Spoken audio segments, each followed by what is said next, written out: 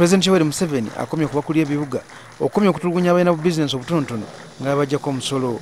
Ono abadde mu nsinkano n'abakulira ebibuga baba meya abeegattye mu kibiina kya Amical nga batadde nnyo essira ku ky'okulwanyisa mukenenya. Do not overtax those small people. Abookya gonja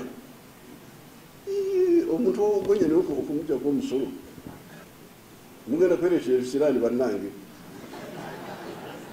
Museveni anokoddeyo abavubuka abatunda omucyomo ku nguudo n'agamba nti okubajjako omusolo buba butali bwenkanya.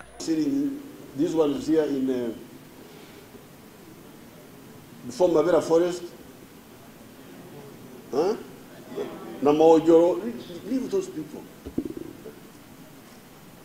When he gets enough for our daughters, they get enough, a little bit of money. Ebizigo, these vaselines, there is some tax there. President awadde abakulira ebibuga amagezi okusikiriza abantu abalina ku ssente okutandikawo emirimu mu bitundu byabwe ng'ebirala by'emmere binene w'ebbaala ennene nga abo bizinensi obutono basobola okubajjako omusolo nga bagenze mu bifo bino okwesanyusaamu. You just have enough bars. If you have got enough bars, those children, once they have some little money, they come to the bar. And they buy a bottle of beer, then they pay tax.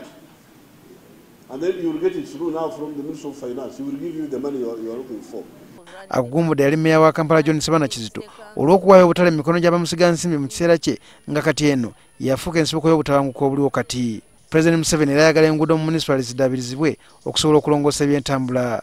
Museveni asuubiza abakulira ebibuga kawumbi kamu kabayambe mu kaweefube gwe baliko nga banoonya ensimbi ez'okuzimba ekitebe kyabwe.